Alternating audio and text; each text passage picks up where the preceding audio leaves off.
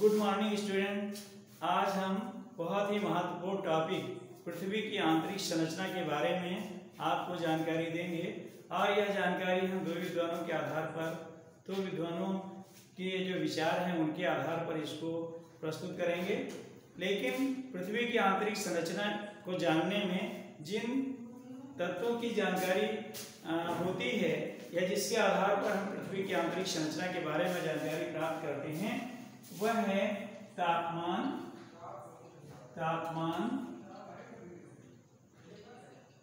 दाब,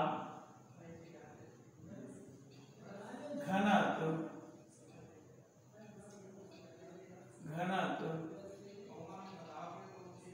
ज्वालामुखी,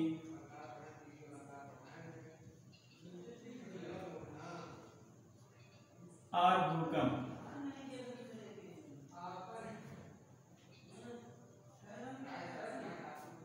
इन 5 तथ्यों के आधार पर हम पृथ्वी की आंतरिक संरचना के बारे में जानकारी प्राप्त करेंगे। तो इसमें सबसे पहले हम स्वेस के अनुसार पृथ्वी की आंतरिक संरचना का वर्णन करेंगे। स्वेस के अनुसार पृथ्वी की आंतरिक संरचना, स्वेस के अनुसार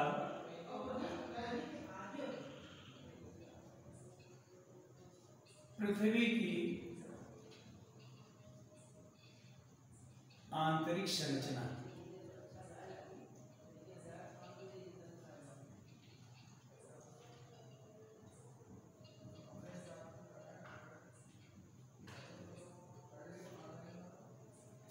स्वेस ने पृथ्वी का इंटरनल स्ट्रक्चर जिस आधार पर वर्णित किया है, इसमें इन्होंने गोलाकार पृथ्वी की प्रथम परत जो सबसे ऊपर है, जो धरातलीय भाग है, इसको भूपर्पटी नाम दिया है। भूपर्पटी, इसको हम क्रस्ट भी कहते हैं। इसमें जिन तत्वों की प्रधानता है उसमें ऑक्सीजन, सिलिकॉन,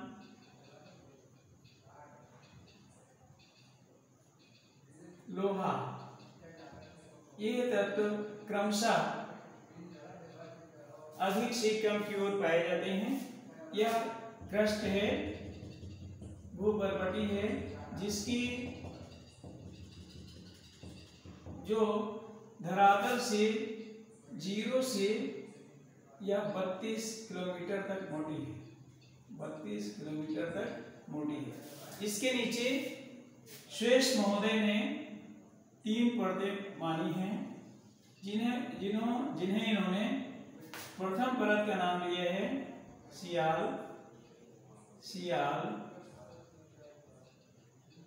रासायनिक दृष्टि से इसमें सिलिका और एल्यूमिनियम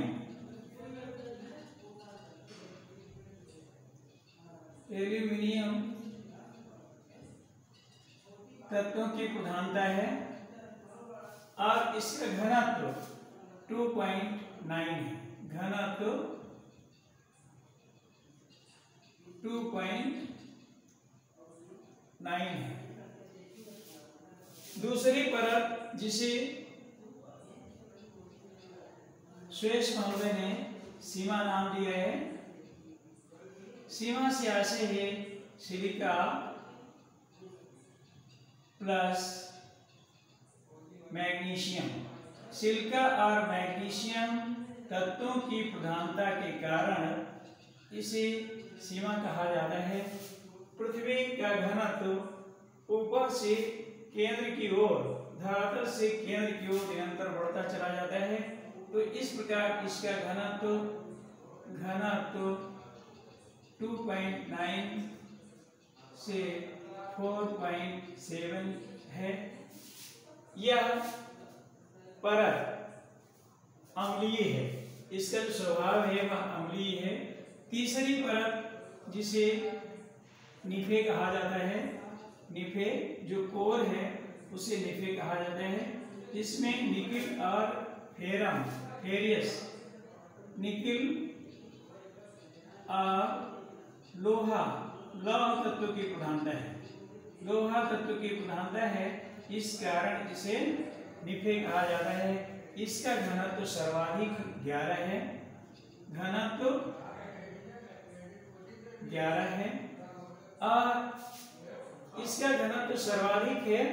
इस प्रकार से श्रेष्ठ महोदय ने पृथ्वी के आभ्यंतरिक भाग को 3 परतों के रूप में विभाजित किया है।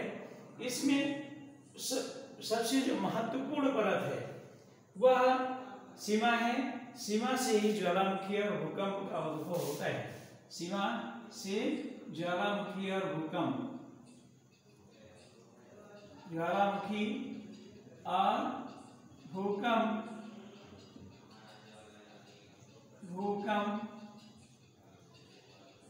उत्पन्न होते हैं। यह प्रथम प्रकार का मत था। द्वितीय प्रकार का मत, जिसे हम अभिनव मत या रीसेंट कॉन्सेप्ट कहते हैं, रीसेंट व्यूज अभिनव मत कहते हैं, इसमें कुछ चीजें इससे भिन्न हो जाती हैं, जिसमें दूसरे प्रकार की जो पृथ्वी की आंतरिक संरचना संबंधी जो अभिनव मत है, अभिनव मत जिसको हम रीसेंट व्यूज के नाम से जानते हैं, अभिनव मत है। इसमें इन्होंने इसी पृथ्वी को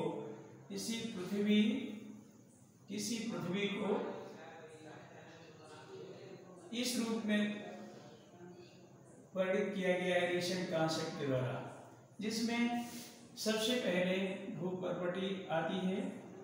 भूपर्पटी एक क्रस्ट है या भूपर्पटी है।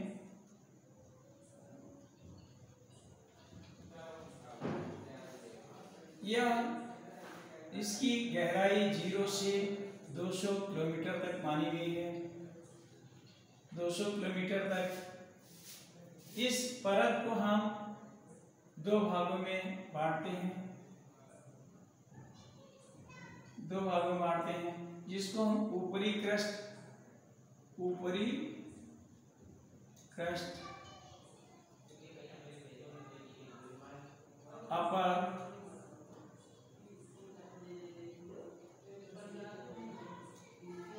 अपर क्रस्ट कहते हैं। इसका घनत्व 3 है और दूसरा जो इसका निचली परत, इसको कहते हैं निचली परत या निचली क्रस्ट।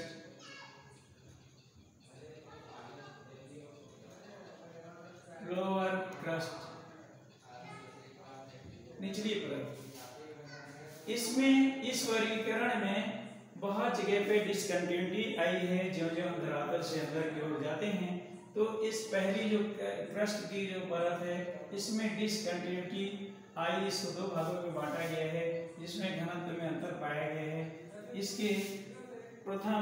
इसके जो डिसकंटिन्यूटी है, इसको कोनार्ड असंबद्धता कहते हैं। फिर इसे हम और अंदर जाते हैं तो इसमें इसके जो निचला जो क्रस्ट के नीचे जो पाया जाता है, जो परत पाई जाती है, इस परत को हम मेंटल कहते हैं। ये मेंटल है। मेंटल को हम 2 भागों में बांटते हैं, ऊपरी मेंटल, अपर मेंटल।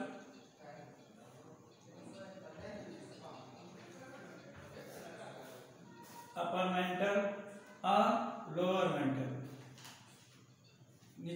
निचला मेंटल।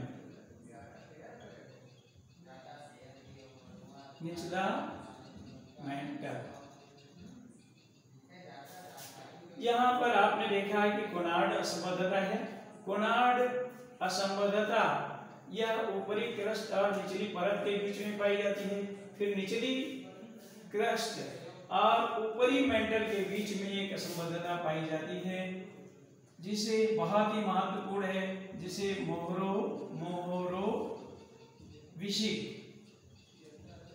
मोहरोविशिक असंबद्धता कहते हैं। फिर मेंटल पाया जाता है, यह पृथ्वी के बहुत बड़े भाग को कवर करता है और इस मेंटल में भी एक असंबद्धता पाई जाती है, जिसको ऊपरी मेंटल और निचले मेंटल के नाम से जानते हैं। मेंटल का घनत्व 5.5 है और यह 200 किलोमीटर से लेकर 29 किलोमीटर की गहराई तक पाया जाता है। मेंटल 200 किलोमीटर की गहराई से लेकर 2900 किलोमीटर की गहराई तक पाया जाता है। इसका घनत्व 5.5 है। इसमें डिसकंटिन्यूटी एक आती है, जिसे हम रेपेटिव असंबद्धता कहते हैं। रेपेटिव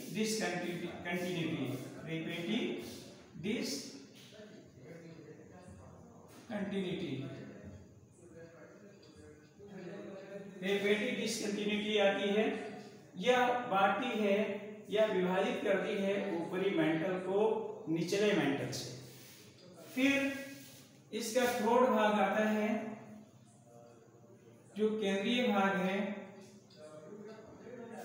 क्रोड आता है, ये क्रोड है।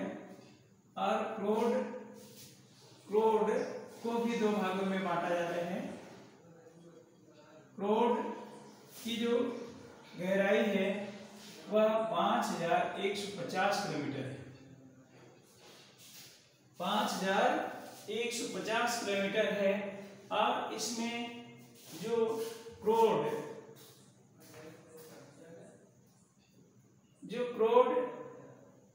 आता है, क्रोड को हम दो भागों में बांटते हैं। इसको हम ऊपरी क्रोड कहते हैं, ऊपरी क्रोड,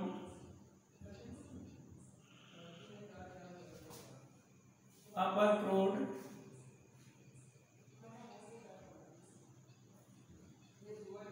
क्रोड, और इसका जो अभ्यंतर है यह सबसे आखिरी है, इसको हम लोअर क्रोड कहते हैं।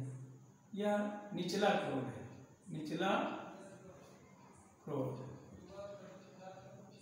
क्रोड को हम यहाँ क्रोड की जो निचला मेंटल और ऊपरी क्रोड, इसके बीच में जो डिसकंटिन्यूटी आती है, इसको हम गुटेनबर्ग डिसकंटिन्यूटी कहते हैं। विशार्ट गुटेनबर्ग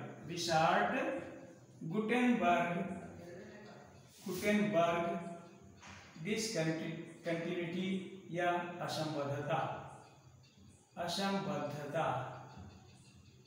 कहते हैं।